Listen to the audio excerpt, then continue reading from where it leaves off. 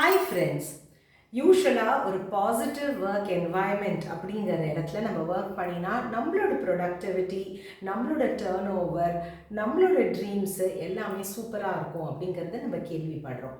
So positive work environment அப்படிங்கிறதுனா முக்கியமாக நம்ம இந்த 3 வேர்ட்ஸை நம்ம ஞாபகம் வச்சுட்டா போகிறோம். விஆர்எஸ் அப்படிங்கிறது ரொம்ப ஈஸியாக நம்ம ஞாபகம் வச்சுப்போம் இல்லையா?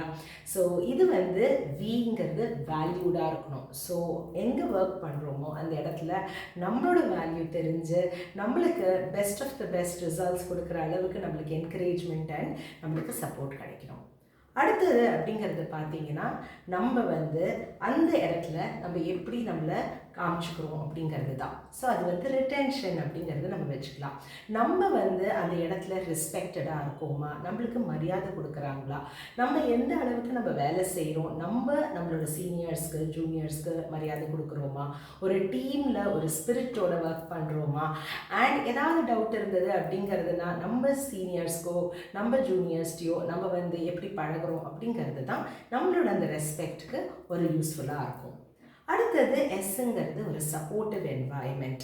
ஸோ சப்போர்ட்டிவ் என்வாயன்மெண்ட் அப்படிங்கிறதுனா நம்ம சப்போஸ் ஒரு டீம் லீடராக இருக்கோன்னா நம்மளோட டீம் மெம்பர்ஸை நம்ம எப்படி நடந்துக்கிறோம் அப்படிங்கிறது தான் முக்கியம்.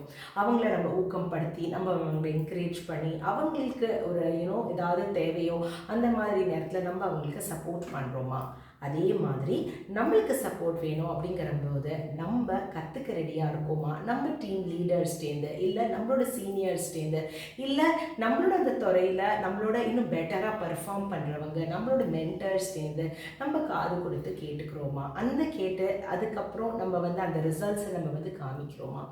ஸோ இந்த 3 விஷயம் நம்ம வேல்யூடாக இருக்கணும், நம்ம ரெஸ்பெக்டடாக இருக்கணும், ஒரு நல்ல சப்போர்ட்டிவ் என்வாயன்மெண்ட்டாக இருந்தது அப்படிங்கிறதுனா ஒரு பாசிட்டிவ் ஒர்க் என்வாயன்மெண்ட் நம்மளுக்கு கிடைக்கும். இந்த பாசிட்டிவ் ஒர்க் என்வாயன்மெண்ட்டில் நம்மளுக்கு பேர்ன் அவுட் ஈஸியாக ஆகாது. நம்ம ஸ்ட்ரெஸ் ஃப்ரீயாக நம்ம ஒர்க் பண்ணலாம். நம்ம சந்தோஷமாக ஒர்க் பண்ணுறதுனால நம்மளோட ப்ரொடக்டிவிட்டி இம்ப்ரூவ் ஆகும் அண்ட் ஒரு best of the best results நம்மளுக்கு கொடுக்கறதுக்கு நம்மளுக்கு வாய்ப்பு இருக்கும். ஸோ இதுதான் இன்னைக்கு எல்லாருமே ஏங்குறாங்க, ஒரு பாசிட்டிவ் ஒர்க் என்வாயன்மெண்ட். உங்களோட என்வாயன்மெண்ட் எப்படி இருக்குன்னு நீங்கள் சொல்லுங்கள்.